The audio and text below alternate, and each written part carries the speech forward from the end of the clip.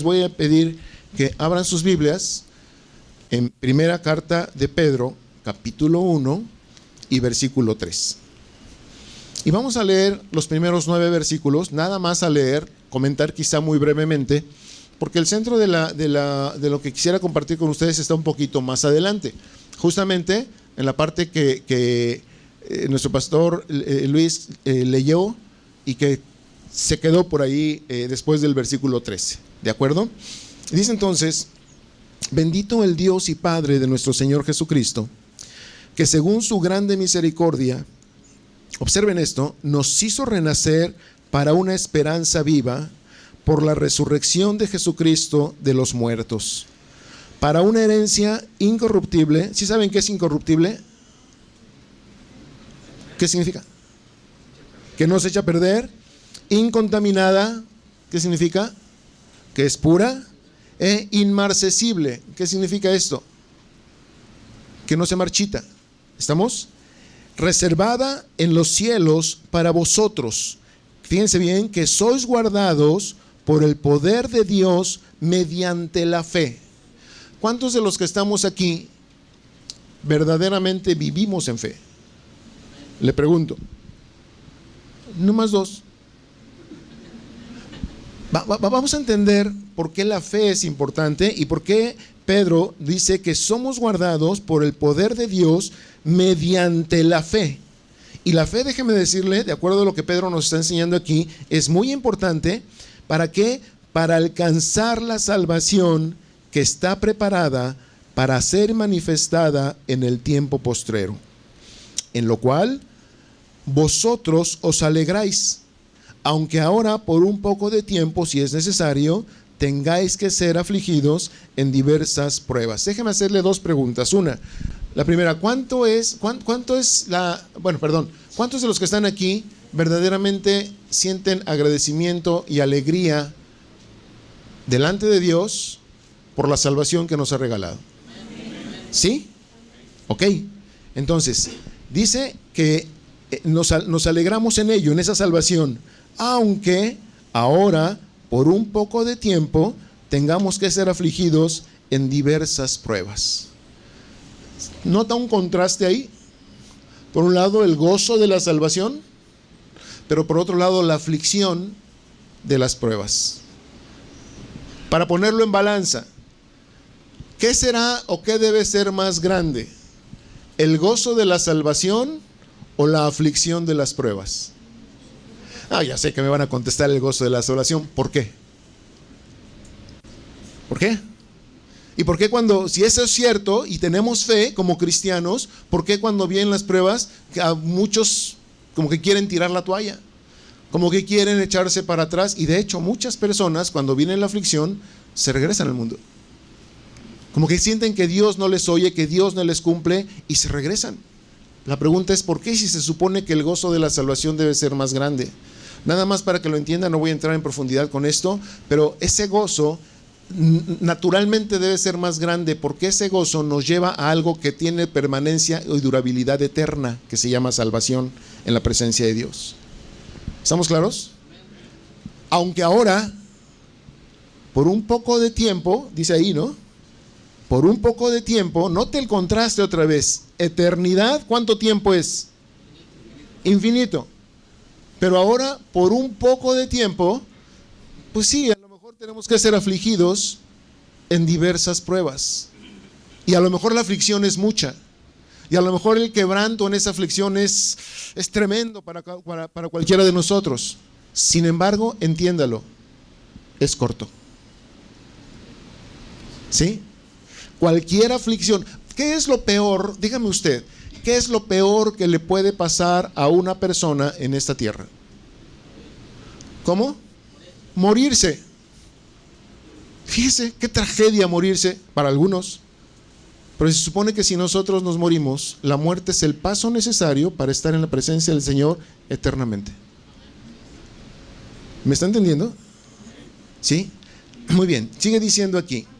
Para que sometida a prueba vuestra fe, mucho más preciosa que el oro, fíjese el peso y el valor de la fe, mucho más preciosa que el oro, Y hace una comparación, el cual, aunque perecedero, ¿sí sabe lo que significa perecedero? Que no es eterno, pues, que se puede desvanecer, ¿de acuerdo? Aunque perecedero, se prueba con fuego.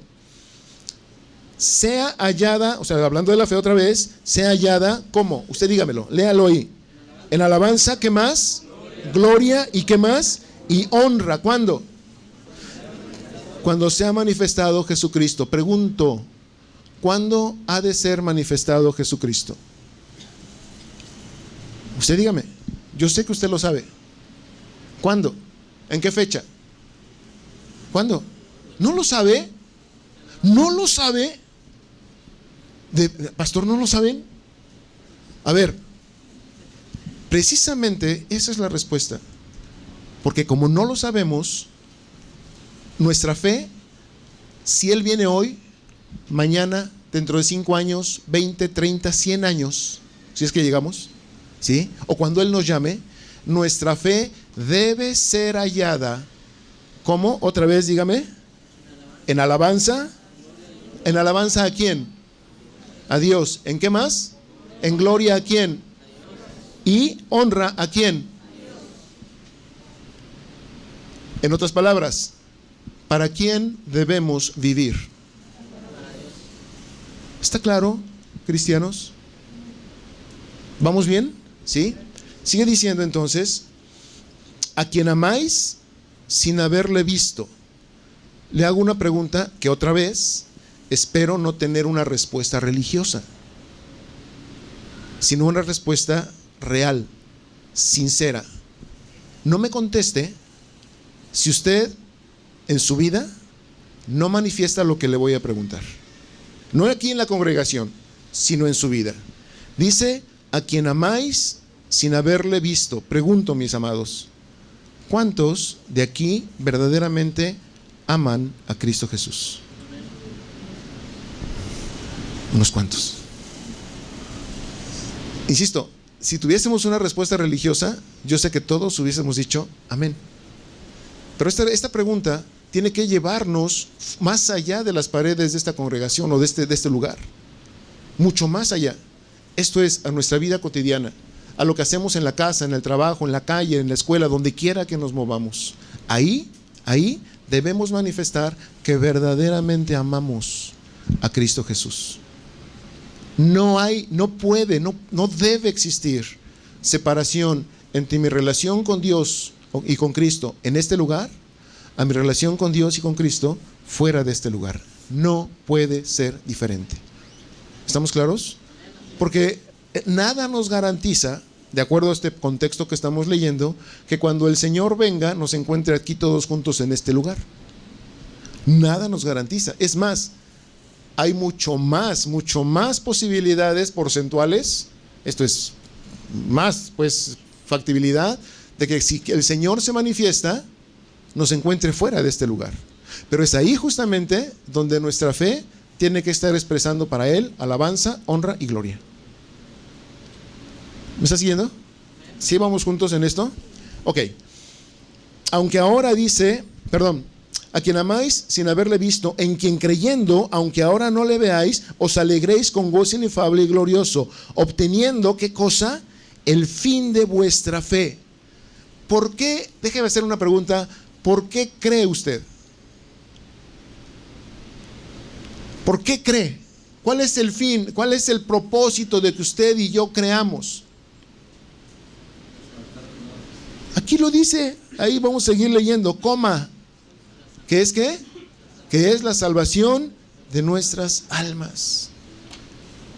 Si usted y yo creemos para un coche, si usted y yo creemos para que el marido se le quite la cara de zorro que tiene, o que nuestros hijos simple y sencillamente dejen las drogas, estamos en un error garrafal. El fin, el propósito, el fundamento de nuestra fe es para salvación. Y eso es justamente lo que Dios nos ha regalado, principalmente a través de la muerte de nuestro Señor Jesucristo. ¿Vamos ahí? Ok. Y bueno, sí, después sigue ahí hablando acerca de que esto se anunció desde antes, los profetas lo trabajaron, Dios se los reveló, pero cosa curiosa, dice aquí, no era para ellos ¿Para quién era toda esa revelación que ellos anunciaron? ¿Para quién? Para nosotros, para nosotros. Y ahora sí, llegamos al versículo 13, me estoy brincando obviamente algunos versículos que habla eso de los profetas. ¿Y qué le parece si bueno, yo apenas voy a empezar a compartir, ¿sí? ¿Qué le parece si juntos oramos y le pedimos al Señor, Señor, háblanos? Todo lo que acabamos de ver es nada más para tener claro lo que significa el cómo empieza nuestro versículo 13. ¿Cómo empieza su versículo 13 ahí en su Biblia? ¿Cómo? Por tanto. ¿Qué significa ese por tanto? Todo lo que acabamos de ver y que lo vimos así obviamente muy rápido, muy rápido, es importante. Nos habla precisamente de lo que Dios nos ha regalado en Cristo Jesús y cómo debemos nosotros ser ahora en Cristo Jesús, porque somos cristianos, porque tenemos una fe que nos hace felices, pero que además nos hace solventar las dificultades que tenemos, pero además nos dice que amamos a Cristo y que nuestra fe debe ser hallada cuando Él venga en alabanza, honra y gloria. ¿Estamos de acuerdo? ¿Sí? ¿Amamos a Jesucristo otra vez, sí o no? ¿Sí? Por tanto, ahora sí, vamos a orar. Padre Santo, en el nombre de Jesús, te damos a ti, Señor, el honor, y no porque nosotros lo hagamos, tú tienes honor, Señor. Tú eres Dios, inimaginable para nosotros, Señor, pero al mismo tiempo tan cercano, porque así lo dispusiste en tu soberanía, en tu buena voluntad para con nosotros, acercarte tú a nosotros que estábamos perdidos, Señor, tomarnos, rescatarnos aún a pesar de nuestra condición pecaminosa, Padre, y mostrarnos todo tu amor, un amor eterno, Señor, un amor que tú has tenido antes de la fundación del mundo. En esa confianza, Señor, nos atrevemos a pedirte que tú estés con nosotros en esta noche, que tu Espíritu Santo nos hable y que a través de él, Señor, tus palabras puestas en este libro, en blanco y negro, Señor, en tinta y papel, sean para nosotros vida que provenga de tu misma presencia, Señor, del trono de tu gracia, y que cada uno de nosotros, Padre Santo, podamos con esa vida ejercer la libertad que tú nos has regalado de manera responsable, Señor, porque efectivamente en Cristo Jesús tú nos has dado libertad, Padre, y nos sabemos libres. Ayúdanos ahora a entender, Señor, el propósito de esa libertad, pero al mismo tiempo, Padre Santo, la responsabilidad de esa preciosa libertad que tú nos has regalado. Gracias, Señor, porque el precio de esa libertad fue sangre, la sangre de tu amado Hijo, Señor. Ayúdanos, por tanto, Padre, a entender tu palabra en esta noche. En Cristo Jesús te lo pedimos, te lo suplicamos, Señor. Amén, Padre Santo. Amén. ¿Sí queda claro entonces el por tanto?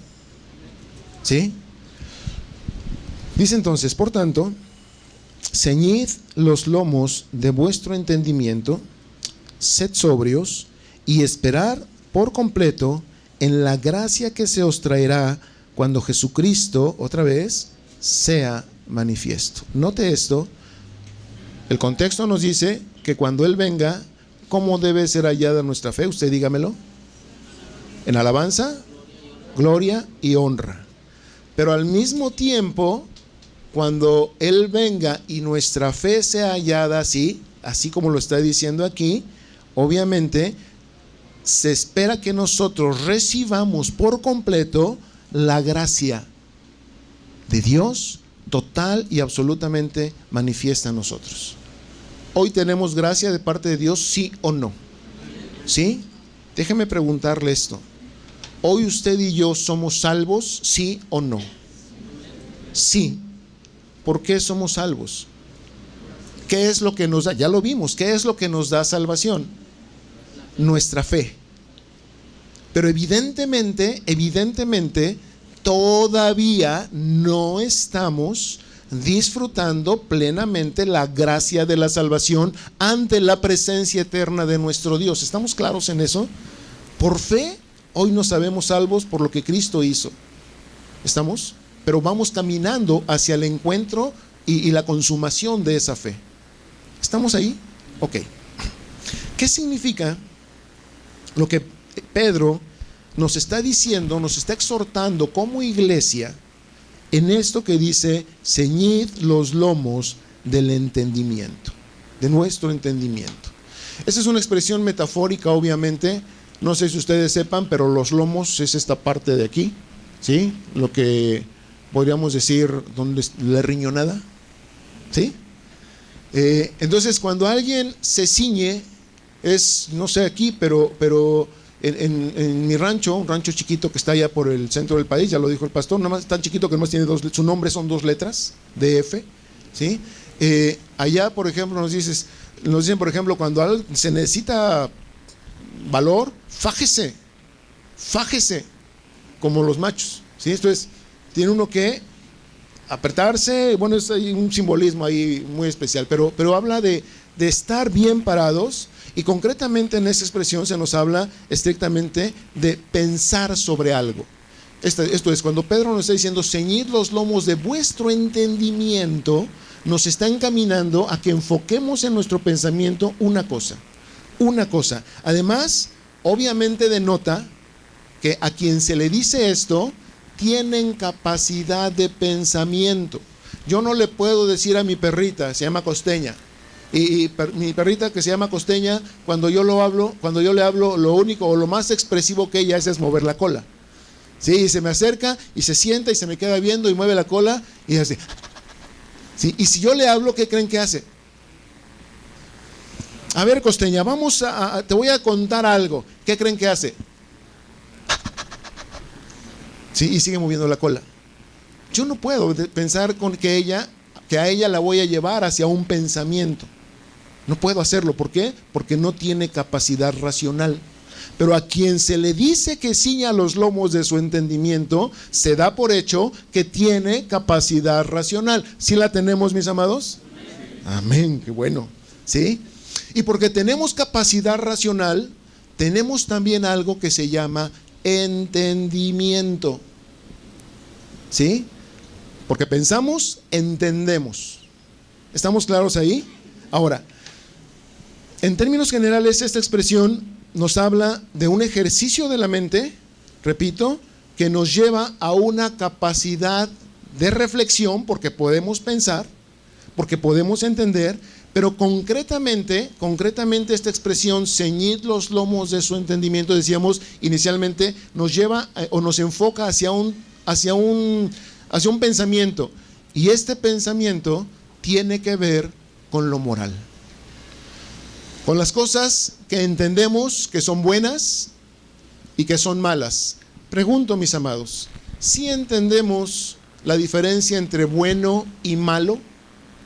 ¿Sí lo podemos entender? ¿Sí? Dice además que seamos sobrios.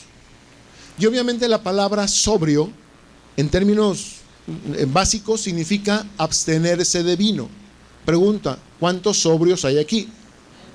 No se echaron ninguna. ¿Seguros? Antes de entrar por acá.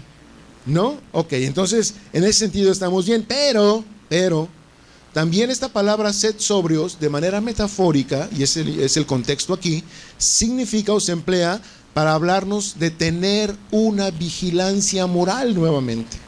Esto es, que vigilemos, que atendamos, si entendemos qué es la diferencia entre bueno y malo, que estemos atentos a cuidar precisamente lo que es bueno y estar atentos a lo que es malo. ¿Estamos ahí? Y luego nos dice, versículo 14, como hijos obedientes. A ver otra vez, ¿qué es un hijo obediente? ¿Qué hace un hijo obediente? Usted dígame, por favor. ¿Perdón? Obedece a su padre. Bueno, sí, pero no me deja muy claro, porque si pregunto qué hace un hijo obediente y me dicen obedecer, me dejan igual. ¿Qué significa? ¿O qué es un hijo obediente? A ver, de este lado nadie habla. Si quieren me paso de este llado y a ver si ustedes sí hablan. ¿Sí? Traen una barrera de protección ahí. A ver, de este lado, ¿qué hace un hijo obediente? Ayúdenme, por favor. ¿Hace lo bueno? ¿Ok? ¿De acuerdo? ¿Perdón? Ok, lo que su padre ordena, eso hace. Es así de fácil. Eso es un hijo obediente. ¿Cuántos somos hijos de Dios? Entonces, por eso la comparación como hijos obedientes. ¿Hijos de quién? En este caso, de Dios. Y conste que se da por descartado que somos obedientes. Se cuenta con ello. No os conforméis a los deseos que antes teníais. ¿Qué significa conformarse, mi amado? ¿Perdón? Amoldarse, hacerse a la forma. ¿Estamos ahí? Entonces, dice, no os conforméis a los deseos que antes teníais. Pregunto, ¿antes de qué? Antes de conocer a Jesucristo, por favor, no nada más es así, déjenme ponérselo muy claro. Antes de que conociésemos un mensaje de parte de Dios que se llama Evangelio, el cual nos dice, en primera instancia, que usted y yo somos pecadores. Nos marca nuestro pecado ese mensaje que se llama Evangelio. Pero no nada más nos marca nuestro pecado, también nos dice cuál es el destino que tenemos naturalmente en esa situación y por esa conducta pecaminosa. Sí sabe eso, ¿verdad? Entonces, cuando nosotros nos enteramos a través del Evangelio nuestra condición y nuestro destino, también ese mensaje nos dice que hay una esperanza. Y esa esperanza se llama perdón por gracia, por regalo de Dios.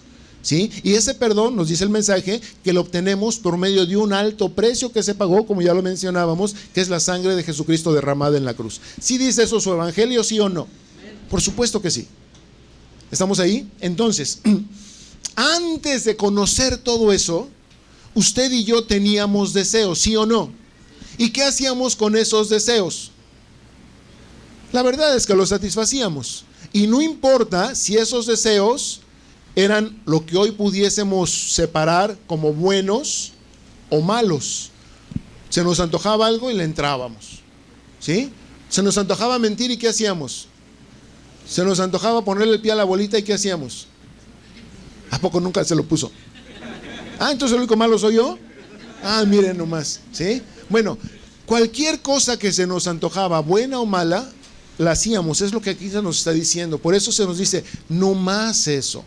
No más eso. Ya no nos conformemos a esos deseos que antes teníais. Observen esto. Estando ¿en qué? En vuestra ignorancia. ¿Ignorancia de qué, mis amados? Precisamente de ese mensaje que viene de parte de Dios que se llama Evangelio. Pero si ahora ya conocemos ese mensaje, si ahora no nada más conocemos ese mensaje, sino que somos beneficiarios porque hemos creído ese mensaje y recibimos lo que Dios nos ofrece por medio de creer ese mensaje, entonces obviamente ya no estamos en ignorancia. ¿Está de acuerdo? Ya hay un conocimiento, y porque hay un conocimiento, ¿cómo cree que debe ser ahora nuestra vida? Diferente, obviamente, a lo que éramos antes. Y nos pone aquí un contraste. Dice, sino, versículo 15. ¿Qué significa la palabra sino? No es destino, digo, porque la palabra sino por sí misma también tiene el significado de destino. El sino me trajo a este lugar, por decir, porque me invitó el pastor, ¿sí? Como decía hace un rato, nos conocimos por sinos, ¿sí? Por el destino, pues, podríamos ponerlo así. Estaba bien lejos él. ¿Cómo era el pueblo? Chimbote. Bueno, pues ¿cuándo? ¿Sí? Con ese nombre, ¿cuándo lo íbamos a conocer? Estamos ahí hasta que algo nos cruzó. Ok, eso puede ser un significado de sino, pero ¿aquí qué significa? Perdón, déjeme ponerlo así, es una conjunción, pero es una conjunción que nos pone una separación, nos marca una diferencia. Entonces nos dice, primero, nada más para tener el contexto, como hijos obedientes, estoy leyendo el versículo 14, no os conforméis a los deseos que antes teníais estando en vuestra ignorancia, espero que eso quede claro, sino como aquel que os llamó es santo. Pregunto, mis hermanos, ¿quién nos llamó? ¿Quién nos llamó a esto que hoy conocemos como cristianismo? Al evangelio, ¿quién nos llamó? Jesucristo, ¿ok? Sino como aquel que os llamó es santo. Observen entonces, sed también vosotros santos en toda vuestra manera de vivir. Decíamos hace un rato que cuando Dios nos hizo, nos dio libertad. Al ser humano, a Adán y a Eva, los dotó con libertad. Y precisamente en el ejercicio de su libertad, acuérdense, la facultad de hacer un lado, hacer hacia otro lado o simplemente no hacer. Ellos decidieron, aunque tenían la alternativa de Dios de permanecer bajo su autoridad, permanecer bajo su bendición y disfrutar de toda la creación, ellos como autoridad y a quien se les confió la creación, ¿fue eso lo que Dios les dio, sí o no? Sí, ¿no? Eso dice Génesis, ¿ok? Entonces, tenían la opción de quedarse ahí y después se les presentó otra opción nueva con la que no contaban, que es, sé como Dios. Sé como Dios, sé más de lo que Dios planeó para ti y sé entonces como Dios. Dos alternativas. ¿Y saben cuándo es cuando mejor tenemos oportunidad de ejercer la libertad? Precisamente cuando tenemos alternativas. Cuando no hay alternativas, no podemos decir que vivimos en libertad. Si a un preso, por ejemplo, le dicen, oye, hay alternativa de ir al cine a las 4 de la tarde y la otra te quedas aquí. Pregunto, ¿esa es una alternativa posible para un preso? No, simple y sencillamente no la tiene. Su alternativa es quedarse donde está. No hay libertad, no hay otras posibilidades. ¿Estamos claros ahí? Pero cuando hay posibilidades diversas, entonces estoy ante la oportunidad de ejercer mi libertad. ¿Por qué es importante entender esto? Porque aquí Pedro nos está planteando precisamente dos posibilidades. Una, conformarnos a los deseos que teníamos antes de conocer al Señor, de lo cual Él nos dice, no lo hagan, ¿sí? Pero tenemos la posibilidad de hacerlo. ¿Sí estamos? Y por otro lado, nos da otra alternativa todavía, sino como aquel que os llamó es santo. La mejor alternativa que Pedro nos ofrece es, sed también vosotros santos en toda vuestra manera de vivir. ¿Sí se acuerdan que cuando Dios hizo al hombre, le dio una característica que ningún otro ser de la creación tampoco tiene? Dice, cuando Dios estaba planeando al hombre en su diseño, dice, hagamos al hombre, ¿qué más sigue? Conforme, de acuerdo a la forma de ¿qué? ¿De qué? De nuestra imagen y de nuestra semejanza. Déjeme aclarar esto, mi amado, porque a veces se piensa mal. El ser humano, creado por Dios, no es una obra fallida de Dios. El ser humano es la obra más perfecta que Dios creó sobre este planeta y en el universo. ¿Estamos claros? Como creación de Dios. ¿Estamos? ¿Por qué? Por todo lo que Él nos dotó y además por el ejercicio que nos dio de poder ejercer, por el derecho que nos dio de poder ejercer nuestra libertad. El problema es que nosotros despreciamos la imagen de Dios, lo santo de Dios, lo que Dios es, lo despreciamos y quisimos obtener cosas que no estaban a nuestro alcance, que creímos que sí, pero que lejos de alcanzarla nos hicieron perder todo lo que ya Dios nos había dado. Pero entendamos, fuimos creados a la imagen de Dios en santidad. Tan es así, y la prueba o una de las pruebas de ello es cómo termina el capítulo 2 de Génesis, que es con lo que remata la creación. ¿Cómo termina? ¿Cuál es el último versículo? Y estaban, ¿quiénes? Adán y Eva, ambos, ¿cómo estaban? ¿En traje de smoking? ¿Ella vestida de noche? Estaban ambos desnudos, Adán y su mujer, ¿y qué? ¿Y qué? y no se avergonzaban. ¿Qué quiere decir? Aún en la relación humana, en esa primera relación humana, antes del fatídico pero con el que empieza el capítulo 3, ¿sí? Si usted lo checa ahí en su capítulo 3 empieza pero. Antes de ese fatídico pero, estaban ambos desnudos, Adán y su mujer, en santidad, sin avergonzarse, bajo la unción, bajo la imagen, bajo el gobierno de Dios y sujetos, ellos a Dios, teniendo la creación sujeta a ellos, en el plan perfecto de Dios. ¿Estamos claros ahí? Pero repito, el hombre desvió su mirada de todo eso y se contaminó. Echó a perder lo que Dios había hecho. Pero no es responsabilidad de Dios, es responsabilidad del hombre. Culpa del hombre. ¿Estamos ahí? Bueno, ¿por qué entonces qué tiene que ver ese principio con lo que ahora Pedro nos está diciendo aquí? Que precisamente, ¿cómo empezaba el versículo 13 que estamos leyendo? ¿Cómo empezaba? Por tanto, y conste que antes nos hizo ver todo lo que Dios ha hecho por nosotros en Cristo Jesús, y esa gracia y esa fe y ese amor hacia Cristo, y qué es lo que se espera de nosotros y qué es lo que vamos a recibir nosotros. Por ese por tanto, que dentro de este contexto se nos dice, escrito está, se nos recuerda, sed santos, porque yo soy santo. ¿A qué nos lleva esto, mis amados? Ahora en Cristo Jesús. Yo creo que lo entiende, y conste, Pedro nos dijo, ceñid los lomos de vuestro entendimiento, y lo que quiero es llevarlos a ese pensamiento, que su entendimiento se fije en un pensamiento que yo sé que ustedes pueden entender, porque tienen capacidad racional, ¿estamos de acuerdo? Y por eso entendemos. ¿Qué es lo que se nos está diciendo aquí? Que recuperemos ¿qué cosa? La santidad que nunca debimos haber perdido. ¿Por qué? Porque la heredamos de nuestro Padre desde el principio, y Él siempre ha sido santo y nos hizo santos.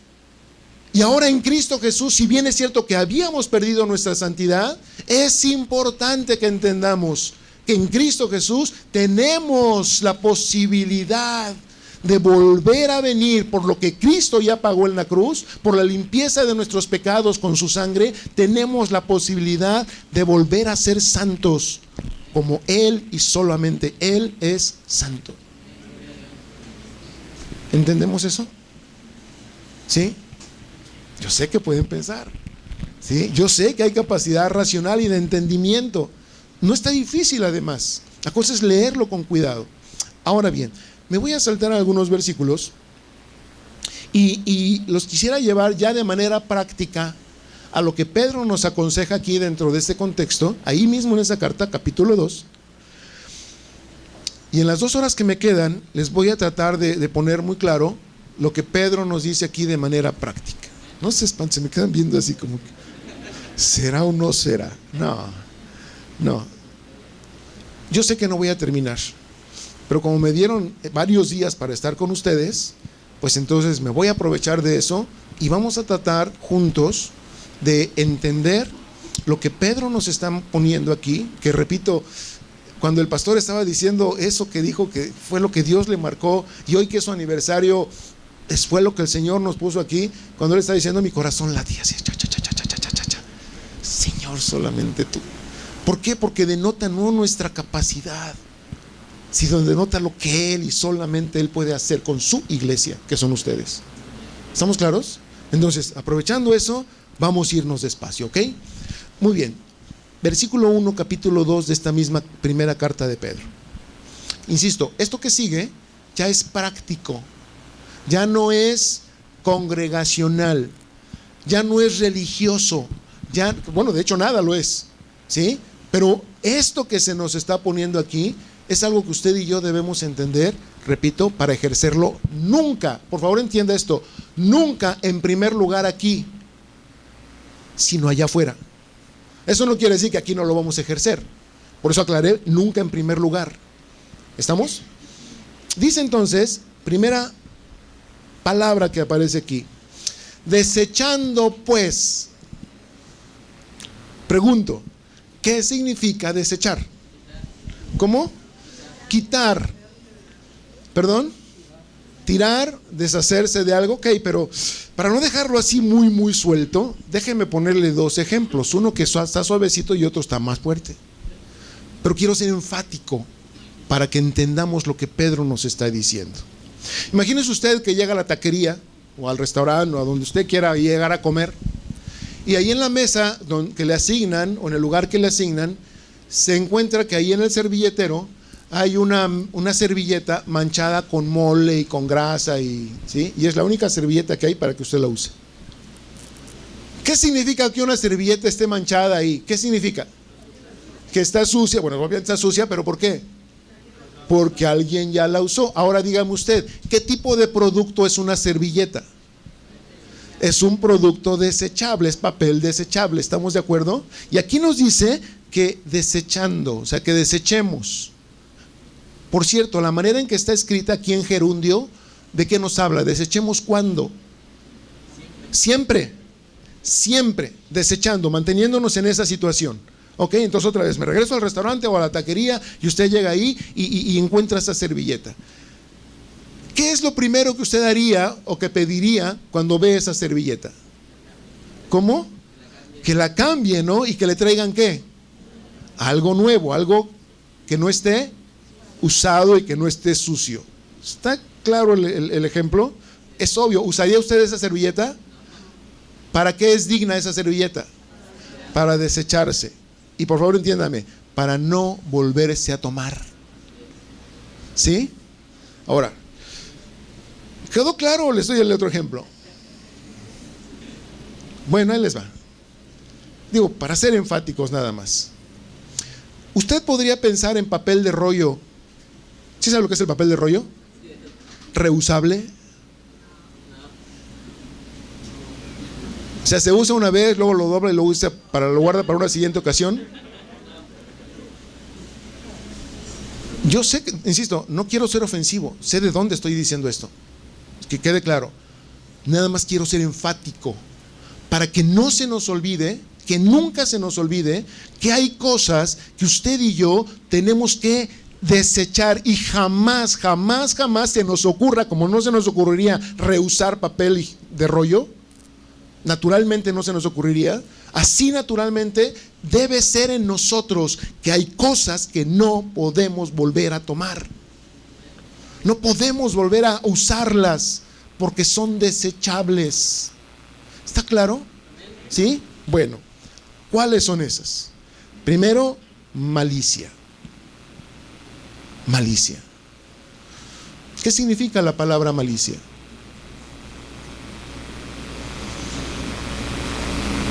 Digo, porque hay que entender qué es lo que tenemos que desechar.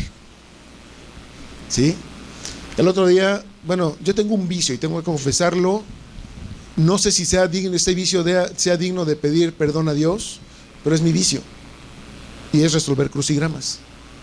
Y en este vicio, el otro día llevé a mi hija al médico, y en lo que estábamos ahí, estaba yo leyendo un periódico, y ¿qué creen que me encuentro? Un crucigrama limpio. No tenía nada de respuestas. Entonces pedí autorización, porque pues, obviamente no era mío el periódico. ¿Lo puedo usar? Sí, úselo. Pues vénganos. ¿Sí? Y me puse ahí. Primera definición que leí. ¿Sí? Primera definición que leí. Intención de causar un mal a alguien o de causar o desear un mal a alguien. Y yo pues, conté las letras. Pues quién sabe. Y entonces agarré y leí la definición que cruzaba, ¿sí? Y no me acuerdo cuál era, pero empezaba con M. Malicia. Intención de desear o de hacer un mal al conste, es intención nada más. Y aquí sí, con la intención basta. ¿Sí saben a qué me refiero?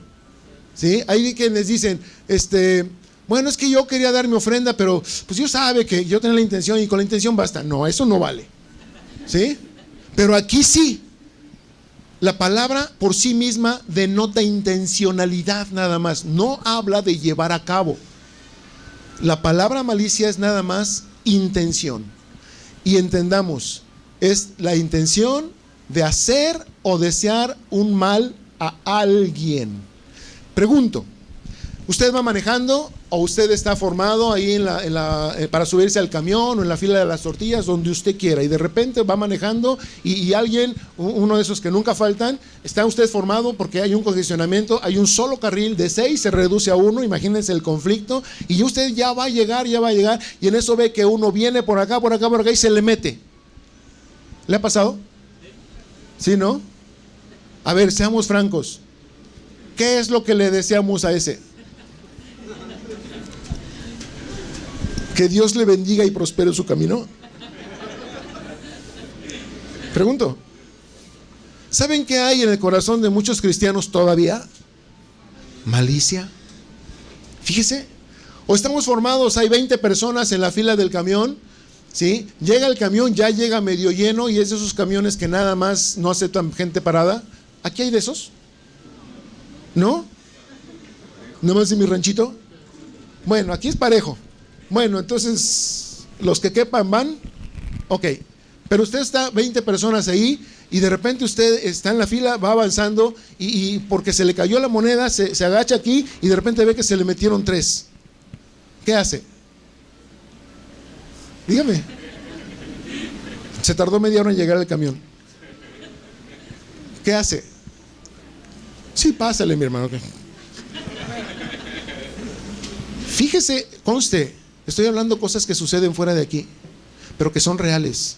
Son cosas que a diario nos someten nuestra fe, que debe ser encontrada si es que el Señor viniese en ese momento en alabanza, gloria y honra. ¿A quién? A Dios. No pensando cosas que no debemos. Estoy hablando de practicidad, no de religión. Estoy hablando de cristianismo. Estoy hablando de la iglesia. Y la iglesia no es nada más cuando estamos reunidos. La iglesia se vive allá afuera. La iglesia, espero que lo sepa, está puesta en este mundo por Dios. Ustedes como iglesia está puesto en este mundo por Dios. ¿Para qué? ¿Para qué? ¿Para dar testimonio? ¿Para dar honra? ¿Sí? ¿Lo hacemos? ¿Cuando alguien se nos mete? ¿Cuando alguien nos ofende? ¿Cuando alguien nos roba? ¿Cuando alguien nos pone el pie? ¿Lo hacemos? ¿Cuando nos corren injustificadamente porque otro metió cizaña ahí con el jefe? Estoy hablando de practicidad, mis amados, ¿sí? No de religión, repito. ¿Estamos claros? Y eso es a lo que se nos lleva precisamente, porque el ejercicio de nuestra fe, déjenme me regreso ahí a los versículos, que el versículo 15 del capítulo 1, por favor acompáñeme, regrese hacia ahí unos cuantos versículos. Dice, sed también vosotros santos en la parte de su vida que se vive en la iglesia. ¿Sí dice eso? ¿Qué dice? En toda. Sí sabe, yo creo que usted ya me ha oído qué significa toda. No me diga todo, usted no me diga todo. ¿Qué significa todo? Sin que falte algo, sin que falte nada. ¿Estamos claros? Entonces, si mi vida se compone, por ejemplo, de trabajo, de hogar, de calle, de escuela, de supermercado y los demás ámbitos en los que nos movemos cualquiera de nosotros, ¿en cuáles de esos nuestra vida debe ser santa? Sin que falte algún área. ¿Estamos claros? Con mi suegra no. No, toda. ¿Sí estamos hablando del mismo idioma, mis hermanos? Estamos hablando, repito, de lo que Dios espera de cada uno de nosotros. ¿Y sabe qué? ¿Sabe qué es grave? Porque Cristo nos hizo libres, justamente eso se nos va a demandar. Porque usted y yo somos santos en primera instancia, repito, por la sangre de Cristo derramada. Pero si usted y yo vivimos 2 horas después de haber aceptado ese perdón, 2 horas, a partir de ahí usted y yo somos responsables de mantenernos nosotros en santidad.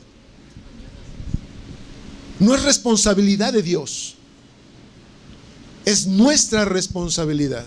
¿Cuánto tiempo tiene usted desde que Cristo perdonó sus pecados por primera vez? Piénsele. A lo mejor más de 2 horas. ¿Sí?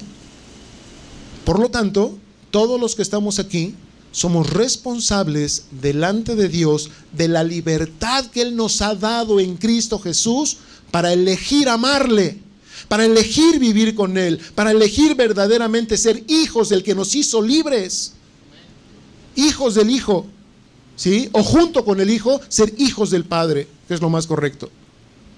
¿Estamos claros? Pero ¿de quién es ese privilegio, esa libertad? ¿De quién?